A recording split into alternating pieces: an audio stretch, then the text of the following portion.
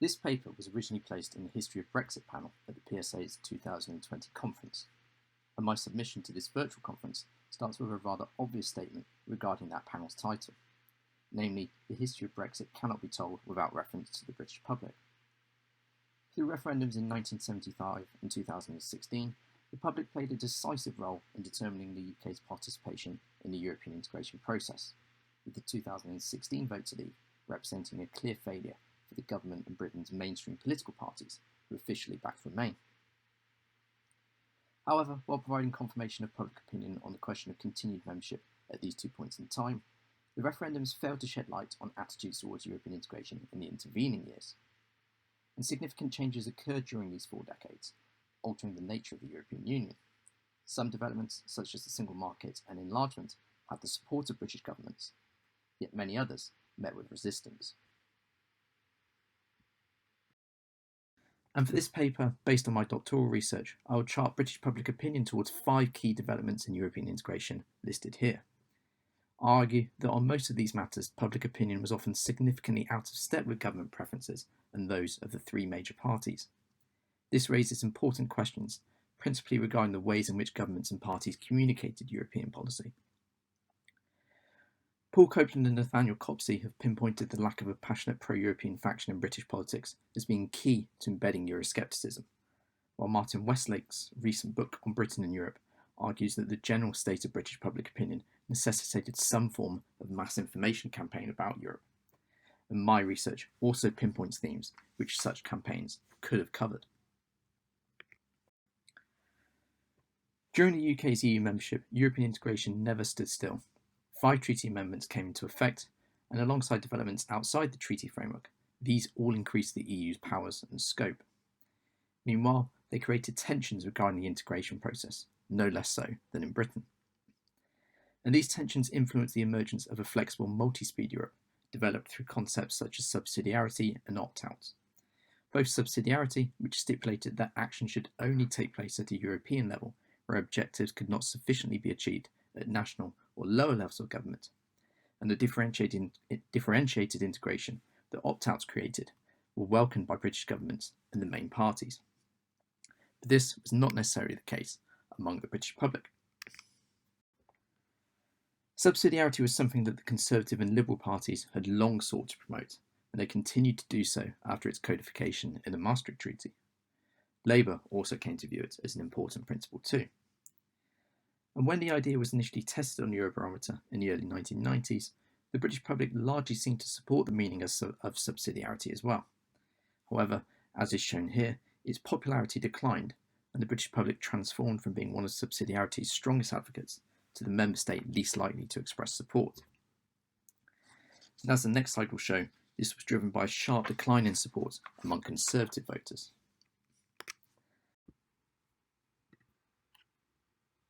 This was the case despite the Conservatives proclaiming subsidiarity as being their party's own achievement, as it intended to limit the EU's powers. Nevertheless, this was a clear case of the nuances of the Conservative Party's official policy position failing to filter through the increasing fog of Eurosceptic rhetoric emerging from within the party, and the ramifications of Conservative supporters' views being out of line with the party's expressed position are therefore intriguing, raising questions about how the Conservative leadership sought to frame European policy, and whether they were aware of their voters' attitudes towards a concept that the party supported. Furthermore, despite the UK negotiating opt-outs in numerous policy areas, as is shown here, the British public were consistently against the idea that groups of member states should be allowed to integrate further at a faster rate than others. This suggests that the public were more suspicious than supportive of differentiated integration, despite this being a feature that became an integral part of the EU, and which allowed British governments to carve out a special membership status. Again, this poses questions about the ways in which governments chose to communicate European policy and the aspects of European integration that they emphasised. One area in which such an opt-out was negotiated was economic and monetary union.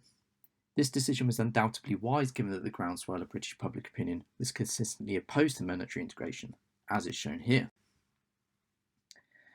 And this opposition solidified further after the euro's introduction, first following the 2003 assessment of the government's 5 economic tests, and then following the onset of the financial and Eurozone crises. And the latter were particularly notable for denting faith in this flagship scheme of European integration among those in Britain who were most supportive of EU membership. And when it came to party positions, as this slide demonstrates, Liberal support for a single currency appeared blind to public opinion in Britain, and more specifically, that among its own supporters, who consistently stood opposed to the idea even before EMU was enshrined as a goal. Government policy and public opinion largely seemed to be aligned throughout Britain's membership, though, aside from the period in which the new Labour regime flirted with a referendum regarding membership of the single currency. Public opinion therefore brings into question Labour's policy on the euro, particularly the promise to hold a referendum if the single currency was determined to have been in Britain's economic interest.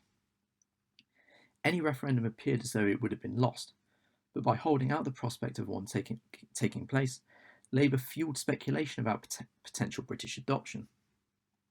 It's therefore necessary to ask why Labour chose this path and to analyse the boost that this seemingly gave to Eurosceptic forces. Indeed, the roots of the 2016 Leave campaign, both in terms of personnel and message, can be traced to anti-Euro campaign groups such as Business for Sterling, who formed in response to Labour's policy on the euro. Participation in EMU may have been avoided, but when it came to the single market, administrations from Margaret Thatcher's through to that of David Cameron acted as strong advocates for its creation, extension, and completion. And Britain was arguably the single market's greatest champion and played a significant role in its development. After entering office in 1979, Margaret Thatcher's government pressed for the European Community's internal market to be completed. The 1984 paper Europe the Future then helped convince other member states of this plan's merits, while after the Single European Act was signed in 1986, Arthur Cofield, a British peer, was the European Commissioner responsible for the single market's legislative agenda.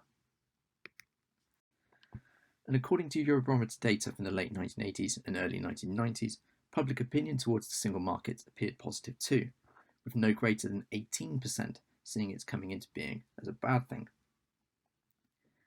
Additionally, the single market was an issue over which opinions differed little according to voting intention, though this was perhaps a surprising feature given the Conservative government's support for a measure that delivered what has been termed Thatcherism on a European scale. Nevertheless, British enthusiasm regarding the single market was muted compared to that in other member states. Furthermore, as this slide shows, enthusiasm was also weaker among Britons reporting that they were not aware of media stories related to the single market. When combined with data showing that the public felt large aspects of the single market programme would be advantageous, this brings into question the decision not to inform the British public about the changes taking place as a result of the Single European Act and the Single Market Programme. A limited public relations exercise aimed at businesses was undertaken, but although the single market was a development the British government strongly approved of, documents related to this campaign revealed that it was not felt necessary to extend it to a broad public audience. The single market was not the only development that elicited strong political approval. The process of EU enlargement also received consistent backing across the political mainstream in Britain, and, despite it being a popular claim, a reading of party manifestos suggests that this support was not for subversive reasons either. Yet political enthusiasm for enlargement was at odds with public opinion in Britain. Indifference had reigned for the Mediterranean round of enlargement, which saw Greece enter in 1981 and Spain and Portugal join 5 years later. The 1995 enlargement round, bringing in Austria, Finland and Sweden, was roundly approved too, even by those with a negative view of Britain's EU membership. But given the countries joining the EU at this time, this was an uncontroversial enlargement round. By this point, the collapse of communism had already put the question of further EU expansion on the table. Britain's main parties unanimously supported this, principally on moral grounds. But while public views appeared initially to be aligned with the main parties regarding the principle of enlargement to Central and Eastern Europe, a sense of moral duty was lacking. And instead, when asked in 1995 to explain support for allowing these countries to join, the public saw enlargement principally as being in the interests of mutual security. In the years leading up to their entry, support for individual countries declined too, as demonstrated by this slide showing net support for various states joining the EU. Of those that gained EU membership in 2004 and 2007, only Malta and Cyprus retained a significant degree of popularity. Net support was positive, but nonetheless weaker for Poland, Hungary, and the Czech Republic, a feature likely aided by the greater political and media attention given to these countries. Further, Switzerland and Norway, whose membership was not on the cards, enjoyed far greater levels of approval than any of the prospective candidates, particularly those stemming from Central and Eastern Europe. And after the Big Bang enlargement wave of 2004, the wave of migration from the A8 Central and Eastern European countries that followed then seemed to negatively impact attitudes towards widening the EU further, as is shown here. Already lukewarm about this prospect, public opposition in Britain outweighed support from 2006 onwards, 2006 being an important year, given it was then that it was announced that the UK population had first reached 60 million. But it took until the coalition government entered office in 2010 for Britain's main parties to reassess their enthusiasm for enlargement. Although still supporters of the principle, they now promised strict conditions for new members, something that the British public had been keen on in advance of 2004. This raises questions about the Labour government's decision not to impose transition controls on citizens from the A8 countries, and whether the British government were aware of public concerns about enlargement's potential consequences. Furthermore, it brings into question the extent to which domestic issues were ever considered when framing policy around enlargement, which was clearly seen as an effective foreign policy tool. More broadly, British governments advocated cooperation on foreign policy matters within the EU. Defence was also an area where cooperation was seen as beneficial, albeit on a more limited scale, with concerns expressed about the effects on NATO and objections raised to the idea of a European army. However, general measures of public opinion related to cooperation in these policy areas provided intriguing results. What is most notable is the fact that the notion of a common defence and security policy was consistently more popular than a common foreign policy. Support for both declined, but there were some years, notably after the coalition government entered office, when opposition to a common foreign policy exceeded support. In contrast, around half or more Britons were consistently in favour of common European defence arrangements. The preference for defence and security cooperation is surprising, given governments and parties were keen on the EU possessing only restricted defence capabilities. Indeed, in response to specific questions about an EU army, strong majorities of the British public were opposed, and even those positive about the EU were not convinced by the idea. In their election manifestos, the three main parties also frequently described NATO as being either the bedrock or cornerstone of Britain's security policy. But as is shown here, using data from the early 2000s, when Britain was engaged in conflicts in Afghanistan and Iraq, a sizable minority of the British public felt that national governments, and not NATO nor the EU, offered the best prospects for determining defence policy. And those answering in such a way were also more inclined to hold negative views of the European Union. Therefore, did Eurosceptic rhetoric also cloud opinions of other international organisations to which Britain belonged? And together, the data presented in this section also raises broader questions about how the public viewed Britain's role in the world, its involvement in military operations, and, in relation to NATO, perceptions of other allies' contributions towards securing the West's defence. Thank you for allowing me the opportunity to present at this unique virtual conference. The vote to leave the EU in 2016 was a clear example of public opinion being out of step with the official preferences of the British government and the nation's mainstream political parties.